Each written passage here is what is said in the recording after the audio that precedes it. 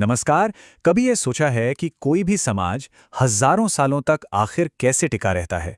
ऐसी कौन सी नींव होती है जो उसे इतनी मजबूती देती है? आज हम बात करने वाले हैं भारतीय समाज के ऐसे ही दो सबसे मजबूत पिलर्स की, परिवार और विवाह की। और हम ये समझने की कोशिश करेंगे कि ये सदियों से यहाँ की पहचान का एक इतना बड़ा हिस्सा कैसे बने हुए हैं। तो चलिए शुरू करते हैं। सबसे पहले हम भारतीय समाज की बुनियाद को समझेंगे, फिर परिवार और विवाह की जो कॉम्प्लेक्स बातें हैं उनमें थोड़ा और गहराई से उतरेंगे, और आखिर में ये भी देखेंगे कि आने वाला कल इन सदियों पुरानी संस्थाओं के लिए क्या नए मोड़ लेकर आ रहा है। देखिए, भारत में परिवार और विवाह को समझना है ना, तो सबसे पहले उस समाज को समझना होगा जिसमें ये मौजूद हैं। ऐसा सोचिए कि भारतीय समाज एक बहुत बड़ा पेड़ है और परिवार और विवाह उसकी गहरी जड़ें हैं। अब पेड़ को जानना है तो पहले इन जड़ों को समझना तो पड़ेगा ही।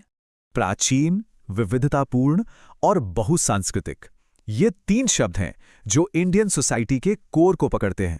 यहाँ धर्म, जाति, भाषा और परंपराएं, ये सब मिलकर एक ऐसा जटिल ताना बाना बुनते हैं जो इसे दुनिया के सबसे फैसिनेटिंग समाजों में से एक बना देता है। और इस पूरे ताने बाने के एकदम सेंटर में हैं दो ऐसी संस्थाएं जो भारतीय पहचान से पूरी तरह जुड़ी हुई हैं, परिवार और विवाह।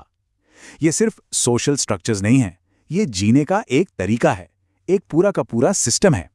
तो सवाल ये उठता है कि आखिर परिवार को सामाजिक जीवन की सबसे बुनियादी, सबसे फंडामेंटल यूनिट क्या चीज बनाती है?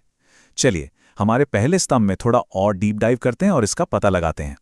अगर हम फॉर्मली देखें तो परिवार वो पहली पाठशाला है जहां एक इंसान समाज के तौर तरीके और उसकी वैल्यूज सीखता है।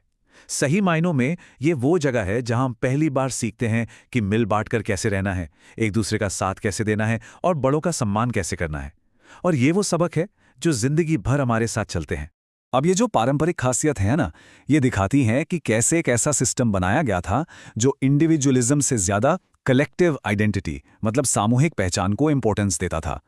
मिसाल के तौर पर पारंपरिक भारतीय परिवारों में बड़े बड़े फैसले अक्सर सब मिलकर लेते थे, और इसमें परिवार का जो हित है उसे किसी एक इंसान की इच्छाओं से हमेशा ऊपर रखा जाता था। ये जो स्लाइड है, ये पारिवारिक स्ट्रक्चर में जो मेन डिफरेंस है उससे बहुत अच्छे से दिखाती है। एक तरफ है संयुक्त परिवार जो एक बड़े नेटवर्क की तरह है, जिसमें कई पीढ़ियां एक साथ रहती हैं और एक दूसरे का सहारा बनती हैं। और दूसरी तरफ है एकल परिवार जो एक छोटी, ज्यादा प्राइवेट यूनिट है, और आज की दुनिया में ये तेजी से आम होती जा रही है। इस बदलाव पर हम आगे और बात करेंगे। यूं तो पितृसत्तात्मक मॉडल ही ज्यादातर देखने को मिलता है, लेकिन इन मातृसत्तात्मक सिस्टम्स पर ध्यान देना भी बहुत जरूरी है। ये हमारे देश की सोशल डाइवर्सिटी को दिखाते हैं। पितृसत्तात्मक समाजों में पावर और विरासत पुरुषों के जरिए आगे बढ़ती है, जबकि मातृसत्तात्मक समाजों में ये महिलाओं के जरिए आगे बढ़ती है। और ये बात परिवार की पूरी डायनेमिक्स और ही बदल देती है। ये है वो 5 मुख्य काम जो एक परिवार से करने की उम्मीद की जाती है, बायोलॉजिकल फंक्शन से लेकर कल्चरल ट्रांसमिशन तक। सच कहें तो परिवार ही समाज की रीढ़ की हड्डी है, जो यह पक्का करता है कि हर नई पीढ़ी समाज में पूरी तरह से हिस्सा लेने के लिए तैयार हो।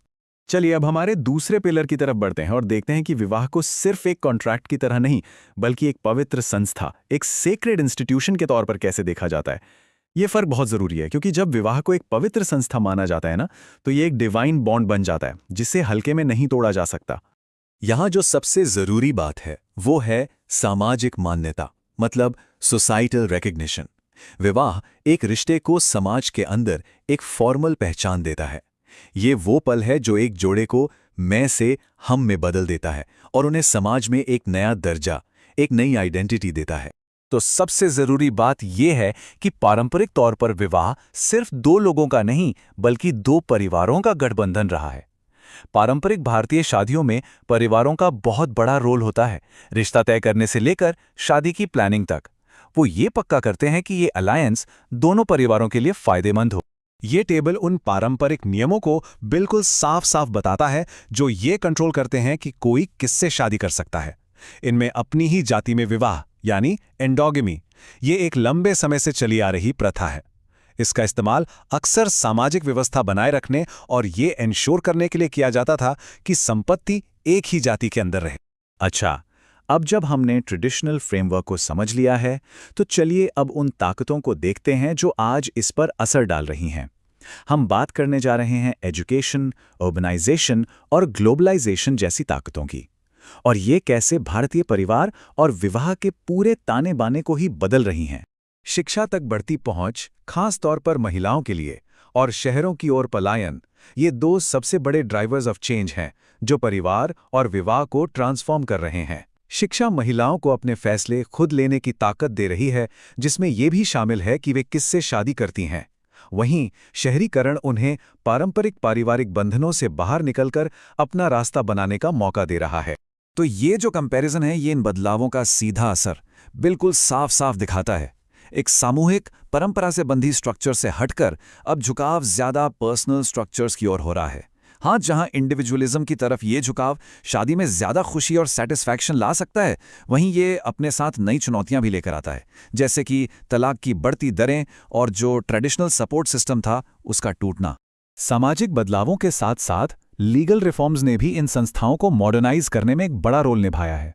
जैसे कि 1955 का हिंदू विवाह अधिनियम, इसने महिलाओं को तलाक लेने का अधिकार दिया, और बाल विवाह निरोधक अधिनियम ने बाल विवाह को इल्लीगल बना दिया, जिससे महिलाओं को एम्पावरमेंट मिली और यह सुनिश्चित हुआ कि उन्हें अपने जीवन के बारे में अपने फैसले खुद लेने का अधिकार हो। लेकिन इतने सब बदलावों के बावजूद ये दोनों संस्थाएं आज भी सामाजिक स्थिरता और कंटिन्यूटी के लिए फंडामेंटल आधार बनी हुई हैं। ये अब भी अपने सदस्यों को इमोशनल और इकोनॉमिक सपोर्ट देती हैं और कल्चरल वैल्यूज़ को एक पीढ़ी से दूसरी पीढ़ी तक पहुंचाने में मदद करती हैं, और इसी वजह से भारतीय समाज इतना मजबूत और रिजिलिएंट बना हुआ है। और ये सब हमें एक आखिरी सवाल पे लाके छोड़ देता है। इन जरूरी लेकिन लगातार बदल रही सामाजिक संरचनाओं का भविष्य आखिर क्या है? क्या हम परिवार और विवाह के और भी डाइवर्स फॉर्म्स देखेंगे, या फिर हम ट्रेडिशनल वैल्यूज़ की तरफ वापस जाएंगे? ये तो सिर्फ आने वाला वक्त ही बताएगा। लेकिन एक बात तो तय है, परिवार और विवाह भारतीय समाज के ताने बाने के लिए हमेशा हमेशा जरूरी रहेंगे।